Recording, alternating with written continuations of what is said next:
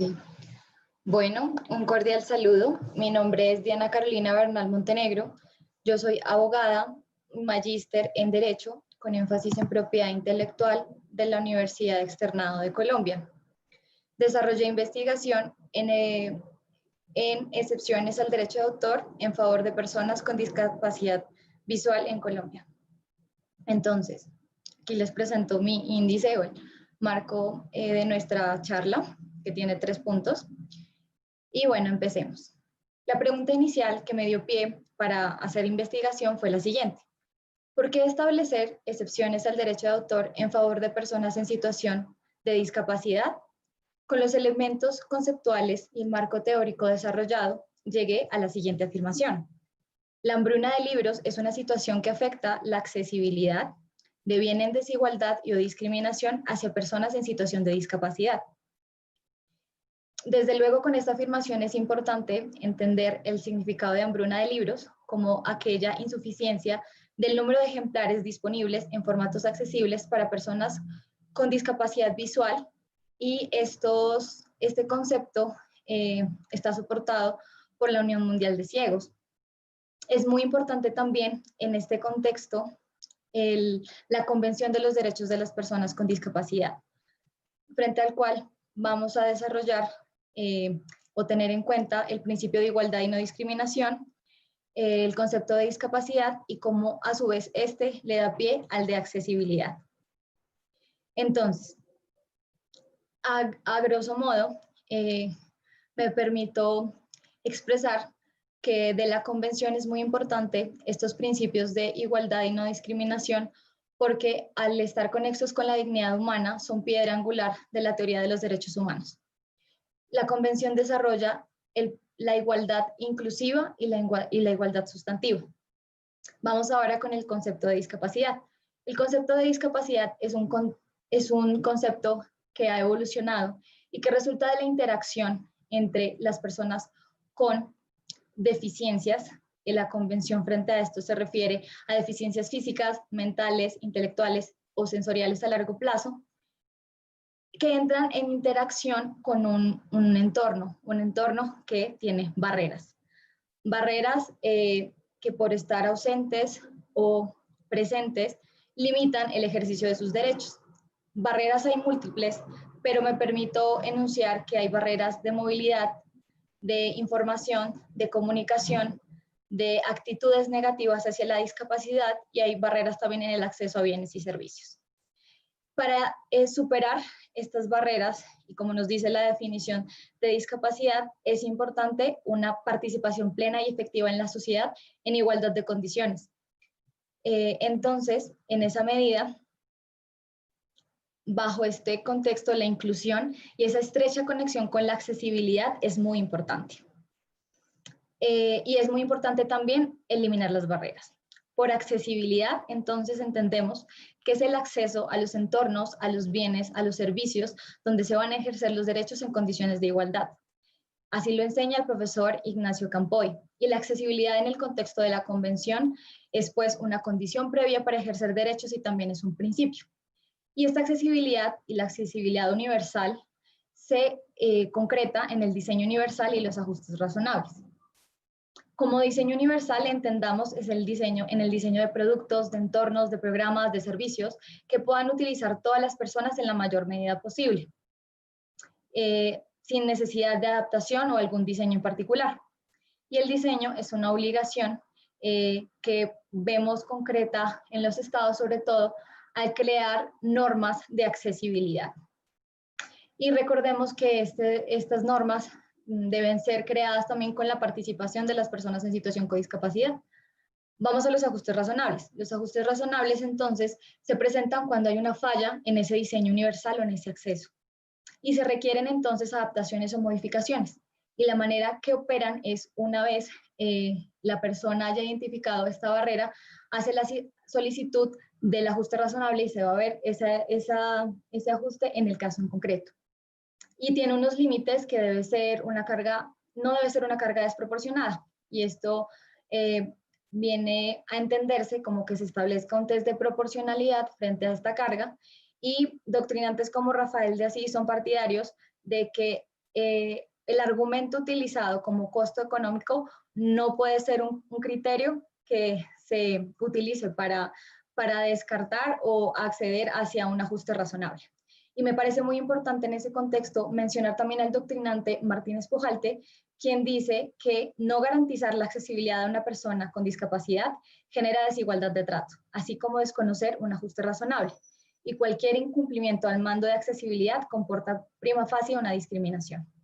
Dicho esto, quiero pasar entonces, en nuestro contexto de hambruna de libros, y recordemos esta afirmación, ¿cuál es el rol entonces del derecho de autor? Recordemos que el derecho de autor es un derecho humano y está establecido como tal en la Declaración Universal de los Derechos Humanos.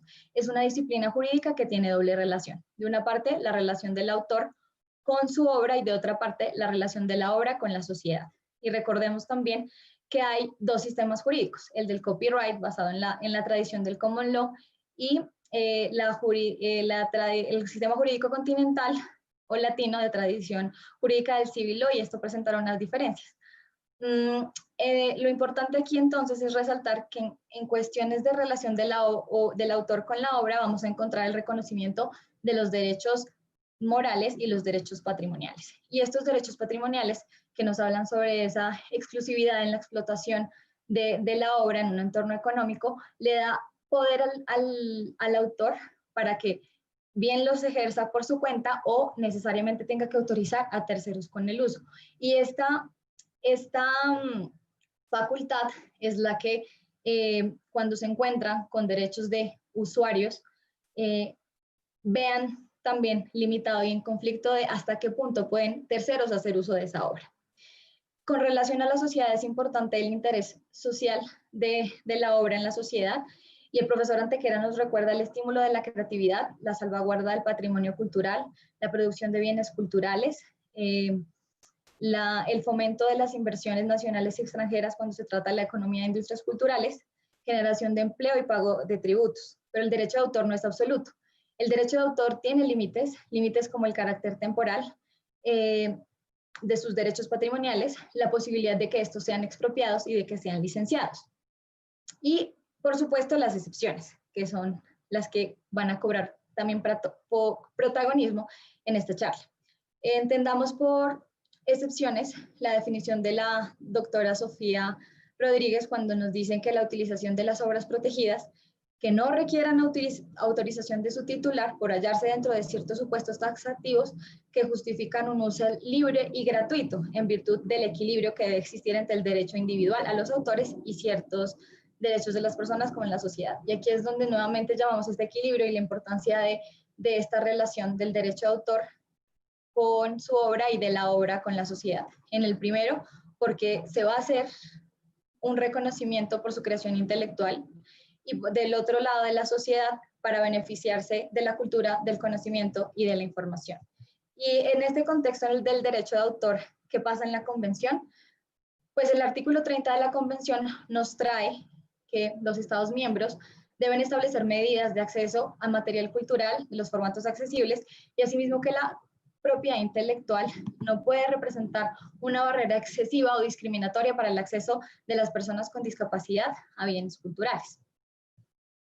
Entonces, en ese contexto les presento una matriz en la que ya vemos una conexión del derecho de autor de las personas con discapacidad, del derecho de acceso a las obras por personas con discapacidad y del derecho patrimonial de autor, que al fusionarse encontramos también estos postulados de la Convención que debe hacer el derecho de autor y es flexibilizarse.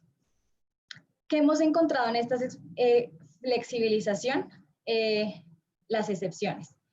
Y las excepciones porque en un contexto global tenemos que Estados miembros de la Organización Mundial de la Propiedad Intelectual han establecido legislaciones, es decir, excepciones al derecho de autor, y son 101 países, pero este estudio tengamos en cuenta que es del 2019, y hay en ese contexto 91 estados que no contemplan ninguna legislación de derecho de autor, es decir, ninguna medida. Y súper importante también que la existencia del Tratado de Marrakech.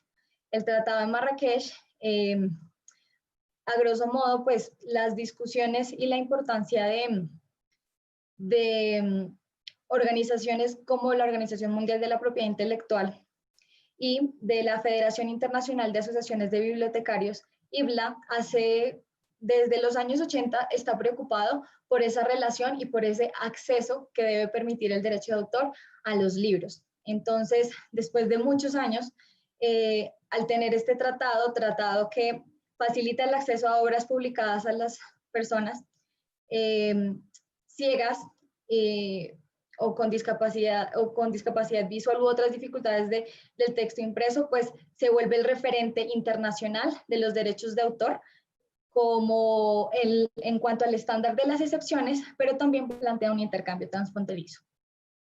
Entonces, en ese contexto, el derecho de autor es una barrera y está reconocido como tal en el instrumento internacional como la Convención, y se ha utilizado las excepciones al derecho de autor como mecanismo empleado para flexibilizarlo y disminuir esas barreras. Ahora vamos a hablar sobre el contexto colombiano y su relación en pandemia.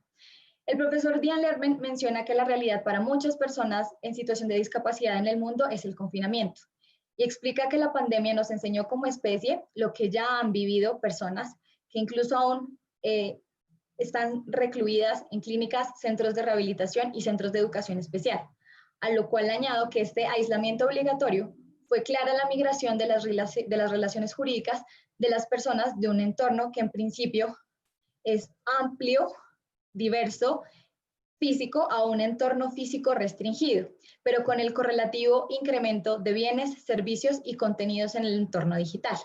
Colombia, antes de la pandemia, ya tenía un marco regulatorio sobre la sociedad de la información, y esta es la Ley 1341 de 2009, que define principios de la sociedad de la información, señala la importancia de las tecnologías de la información y las comunicaciones para que éstas sirvan al interés general, promover su acceso eficiente e igualdad de oportunidades y, por supuesto, derechos como el acceso a ellas, a las TIC, a la información, al conocimiento. Con la pandemia, en un entorno predominantemente digital, destaco las palabras del alto consejero presidencial de la discapacidad, que señala todas esas dificultades frente al tema de proveer servicios y TIC, porque al menos 80% de la población en situación de discapacidad en Colombia vive en absoluta pobreza, y entre el 80 y el 50% es analfabeta. Muchos no tienen acceso a Internet o computador. También destaco entonces que 4% de la población del país es población en situación de discapacidad. Esto está en un informe del DANE que se hizo a propósito de la pandemia, y también destacan que estas personas pueden verse afectadas de manera desproporcionada debido a la alteración de los servicios y redes y apoyo por la pandemia. También destaco aquí esta deficiencia en la prestación del acceso a Internet, porque se señala que cerca de un 65% de esta población no cuenta con el servicio de Internet.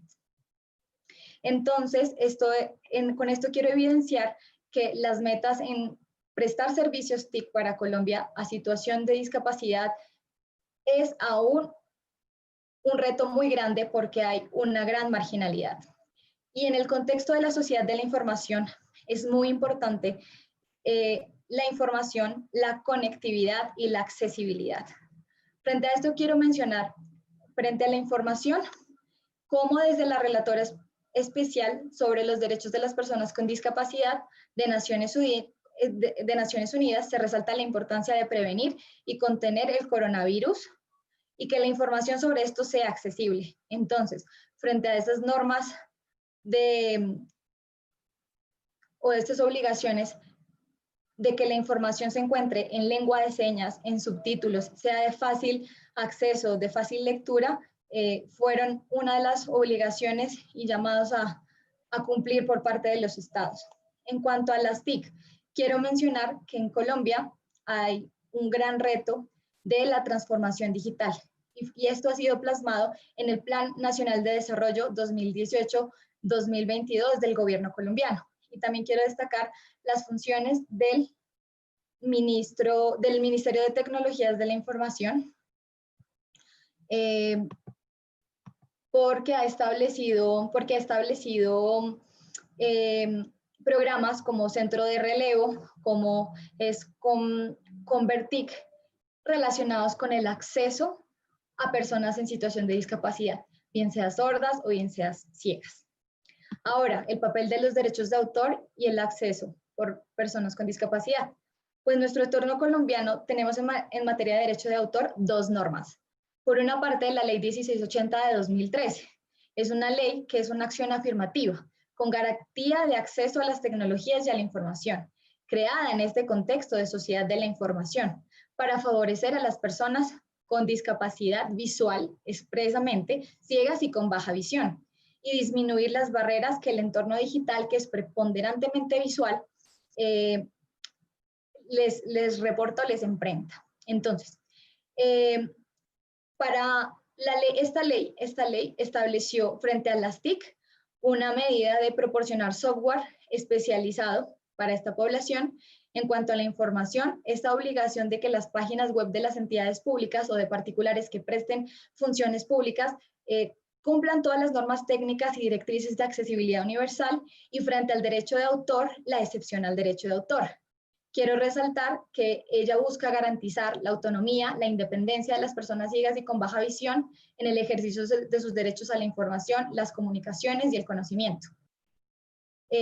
Siendo así, entonces, que es admisible cualquier transformación o aplicación del derecho para que sean accesibles en cualquier formato, medio o procedimiento. Y aquí hay una lista de derechos bastante extensa de derechos de autor para lograr accesibilidad. Pueden ser reproducidas, distribuidas, comunicadas, traducidas, sin autorización de los autores, sin pago al derecho de autor, sin fines de lucro y cumpliendo las obligaciones de respetar derechos morales.